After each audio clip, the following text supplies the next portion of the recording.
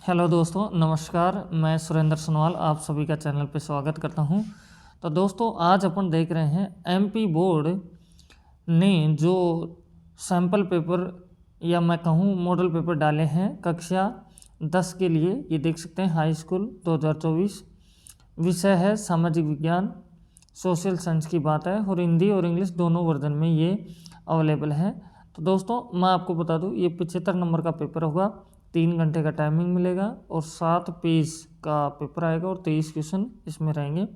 तो दोस्तों, मैं पूरे पेपर के आंसर की बताने वाला हूं। तो ये इंग्लिश मीडियम और हिंदी मीडियम दोनों बच्चों के लिए है, तो आप वीडियो में बने रहें दोस्तों। तो चलो, अब आप देख भी सकते हैं, जैसे आपके सामने निर्देश ये दे रखे हैं कि कैसे कैसे क्या होगा। ये चीज़ें आप पढ़ सकते हैं आराम से। ऐसे ही आपको इंग्लिश में भी ये दे रखे हैं। तो अब चलते हैं अपन दोस्तों क्वेश्चन के ऊपर।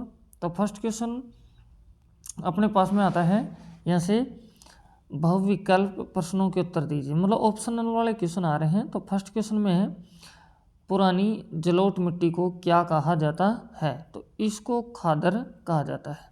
आगे दूसरा क्वेश्चन है इसमें कि बांधों को आधुनिक भारत का मंदिर किसने कहा?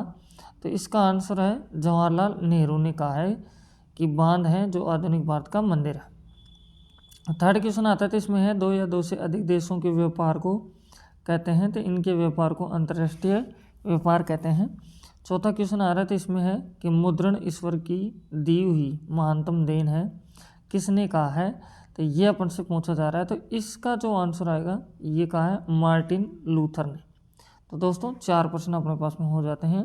तो चलो अब चलते हैं नेक्स्ट क्वेश्चनों के ऊपर। तो अपने पास में ये आ जाता है 5 नंबर क्वेश्चन, जिसमें बोला जा रहा है बेल्जियम की राजधानी है। तो बेल्जियम की राजधानी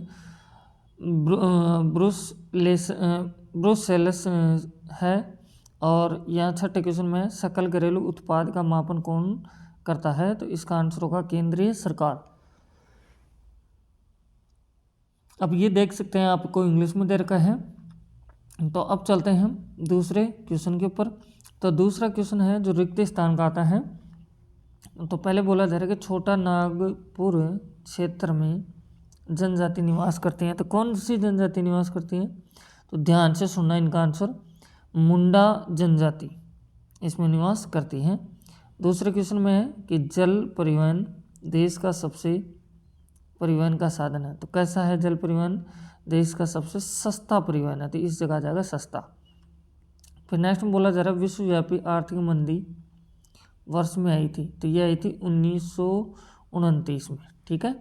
फिर चौथा क्वेश्चन आ रहा है, इसमें है श्रीलंका में सर्वाधिक धर्म के लोग रहते हैं। तो इसमें रहते हैं बौद्ध धर्म के। पांचवा क्वेश्चन है जिसमें दे रखे भारत के प्रथम विधि मंत्री थे। तो भारत के प्रथम विधि मंत्री अम्बेडकर साहब थे, तो इस जगह अम्बेडकर लिख लीजिए। अब यह मधुमक्खी पालन में आता है, तो ये प्राथमिक क्षेत्र में आता है दोस्तों। तो इस तरह से अपने पास में ये दूसरा क्वेश्चन हो जाता है। इंग्लिश में भी आप देख सकते हैं। अब थर्ड प्रश्न इसमें दिया हुआ है दोस्तों कि आपको सत्य और असत्य बताना है। तो आप देख सकते हैं, ये लिख रखा। तो फर्स्ट क्वेश्चन क्या है, देखते हैं, सत्य या असत्य। तो इसमें दे रखा है भारतीय वन्य जीव अधिनियम 1972 में लागू किया गया। तो क्या ये बात सत्य है? बिल्कुल सत्य है। 1972 के अंदर ही वन्य जीव अधिनियम लागू किया गया था। दूसरा क्वेश्चन है दिल्ली व अमृतसर के मध्य ऐतिहासिक शेरशाह सूरी मार्ग राष्ट्रीय राजमार्ग संख्या 1 के नाम से जाना जाता है। तो ये भी बात बिल्कुल सत्य है। थर्ड में दे रखा है भारत पेट्रोलियम का निर्यात करता है। तो भारत पेट्रोलियम का निर्यात करता है, ये सत्य है क्या? नहीं, ये क्या है? असत्य है। आयात करता है भारत। फिर बोला जा रहा है गीत गोविंद के रचयिता जयदेव थे। तो ये अपने पास में आ रहा है चौथा क्वेश्चन। तो ये क्या है? सत्य है, ठीक है, क्योंकि गीत गोविंद के रचयिता जयदेव ही थे। फिर पांचवा क्वेश्चन है, तो इसमें दे रखा है भारतीय संविधान समानता पर आधारित है। तो क्या ये सत्य है क्या? तो ये भी बात सत्य है। छठा क्वेश्चन है लोकतंत्र का सबसे अच्छा गुण नागरिकों की गरिमा में वृद्धि करना है। तो ये भी बात क्या है, सत्य है दोस्तों। अगर दोस्तों चैनल पे फर्स्ट टाइम में विजिट कर रहे हैं तो प्लीज़ चैनल को सब्सक्राइब करें, बेल आइकन प्रेस करें और अपने दोस्तों के पास में शेयर भी करें। कैसी क्लास लग रही है प्लीज़ कमेंट बॉक्स में आप लिखें।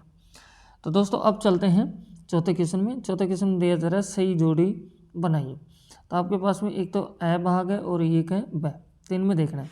अब बात आ रहा है रबर। अब रबर कहाँ क्या होता है, तो फर्स्ट का आंसर है रबर का केरल, ठीक है। फिर बोला जा रहा है oil India limited.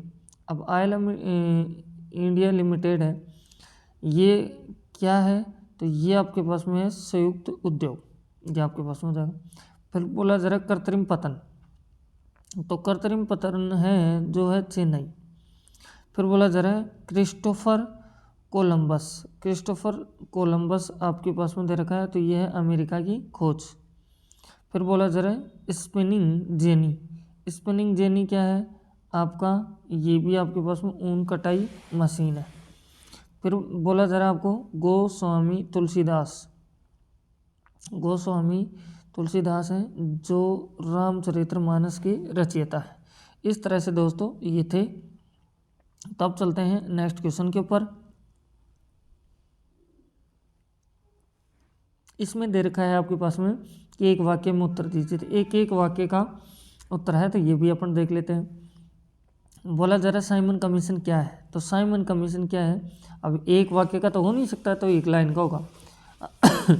Simon commission क्या था, तो इसका आंसर है सुनो, संविधान और शासन की सुधार की जांच के लिए भेजा गया दल साइमन कमीशन कहलाता है। ओके, अब दूसरा प्रश्न है इसका देखो, भूमध्य सागर के पूर्व में स्थित देशों को क्या कहते हैं, तो उन देशों को प्राच्य कहा जाता है। क्या कहा जाता है, प्राच्य, ठीक है। फिर थर्ड में दे रखा है आपके पास में, थर्ड की बात है, थर्ड ये रहा। तो इसमें दे रखा है राजनीतिक दल को मान्यता कौन देता है, तो राजनीतिक दल को मान्यता देता है निर्वाचन आयोग। फिर चौथे में है शपथ पत्र क्या है, शपथ पत्र क्या है ये बोला जा रहा है, तो इसका आंसर होगा किसी व्यक्ति द्वारा लिखित रूप से स्वेच्छा से की गई तथ्यात्मक घोषणा शपथ पत्र कहलाता है। पाँचवें क्वेश्चन पे आते हैं, तो पाँचवा क्वेश्चन है the first lady of civil writers किसे कहा गया है, तो ये जो दोस्तों इसका आंसर होगा यह है रोजा पूट्स मक्काली पार्कस को कहा गया है। फिर बोला जा रहा है अर्थव्यवस्था को कितने क्षेत्रों में विभाजित किया गया है, तो ये किया गया 3 भागों में। ओके दोस्तों, चैनल पर फर्स्ट टाइम में विजिट कर रहे हो तो प्लीज़ चैनल को सब्सक्राइब कर ले, बेल आइकन भी आप दबा लें, और आपके लिए मैं सभी पेपरों के answer sheet, model paper, pre board सब चीज़ें आपको प्रोवाइड करवाता हूँ, और मैं क्लास भी यहाँ देता हूँ, तो चैनल पे आप बने रहें। तो दोस्तों छठा क्वेश्चन क्या आता है, भारत में वन्य जीव संरक्षण अधिनियम 1972 द्वारा वनों की सुरक्षा का क्या प्रावधान है, लिखिए। ये 2 नंबर का क्वेश्चन आ जाता है, अभी सब 2 नंबर के हैं। अगर ये नहीं आता है तो इसका थोड़ा है कि वन्य प्राणी संरक्षण के उपाय लिखिए। 7वां क्वेश्चन है कृषि के प्रमुख प्रकारों के नाम लिखिए, या फिर ये नहीं आ रहा तो ये कर सकते हैं वाणिज्य कृषि की कोई 2 प्रमुख विशेषता लिखिए। फिर नेक्स्ट में 8वां क्वेश्चन आता है, तो दोस्तों 8वें क्वेश्चन में दे रखा है, देखो ध्यान से, कि विनिर्माण उद्योग किसे कहते हैं। ये नहीं आ रहा था आप ये कर सकते हैं भारत में जल प्रदूषण के प्रमुख कारक लिखिए। 9वां क्वेश्चन है कि जब फ्रांस छींकता है तो बाकी यूरोप को सर्दी जुकाम हो जाता है, यह कथन किसका है, ये बताना है। कथन बहुत इंटरेस्टेड है, तो किसका है तो आप कमेंट बॉक्स में लिखिए। फिर इसके अथवा राष्ट्रवाद क्या है लिखिए। 10वां क्वेश्चन है कि रोलट एक्ट से आप क्या समझते हैं, या फिर ये नहीं आता दांडी यात्रा का क्या उद्देश्य है, ये भी आप बता सकते हैं। अब अपने पास में दोस्तों क्वेश्चन आता है 11वां, तो 11 क्वेश्चन में है कॉर्न लॉ क्या था, उन्हें क्यों पारित किया गया, ये लिखना है।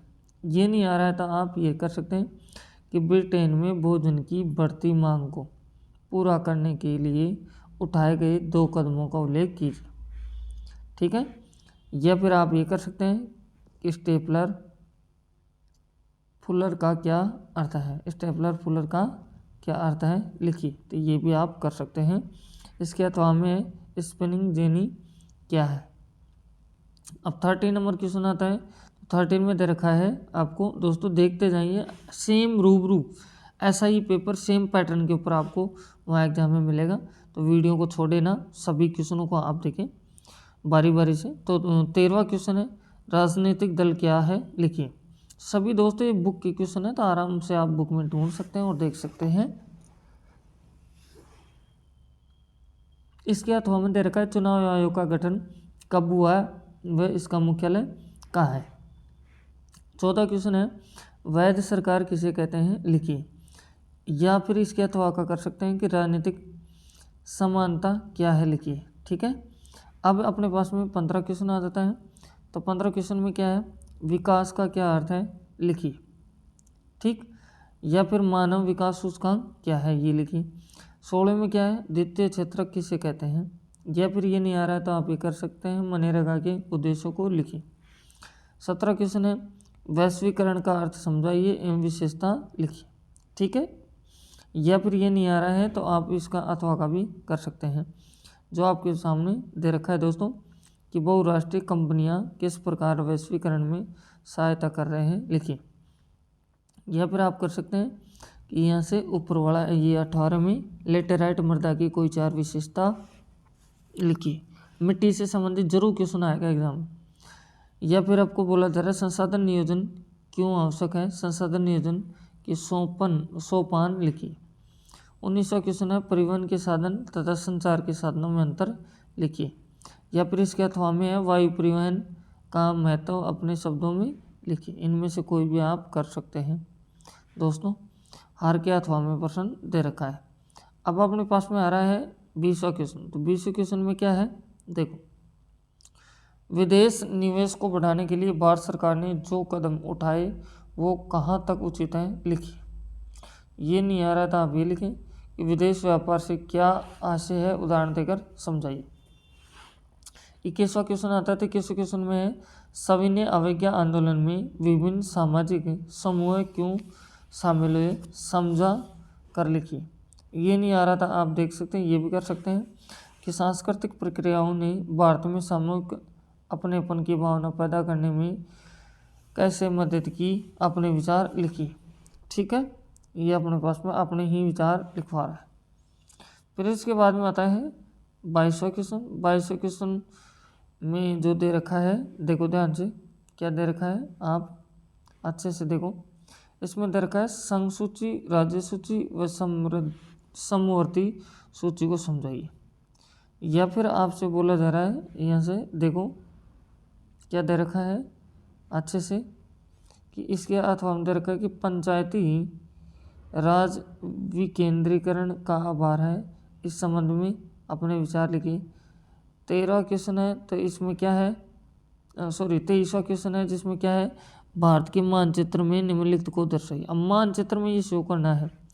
तो पहले आपको बोला जा रहा है कि काकरापारा परमाणु संयंत्र, दूसरा है रावतबाटा परमाणु संयंत्र, तीसरा है कलपक्कम परमाणु संयंत्र, चौथा है नरोरा परमाणु संयंत्र। मतलब ये 4 परमाणु संयंत्र हैं। तो ये आपको मैप में दर्शाना। ये नहीं आ रहा था आप ये भी कर सकते हैं क्या, कि भारत के मानचित्र में निम्नलिखित खनिज तेल क्षेत्र को दर्शाइए। तो यहाँ से अलंकेश्वर, कलोल, यहाँ से नाहरकटिया और मोरन, ये आपसे देर का है। तो इस तरह से अपन दोस्तों इस पूरे पेपर को अपन ने देखा। आप लोगों को पता चला होगा किस पैटर्न से आएगा एग्ज़ाम। ऐसा ही पेपर आएगा, आप पूरे को सोल्व करके रखें ताकि आपको एग्ज़ाम में फुल हेल्प मिल सके। तो thank you, best of luck. फिर मिलते हैं नेक्स्ट वीडियो में।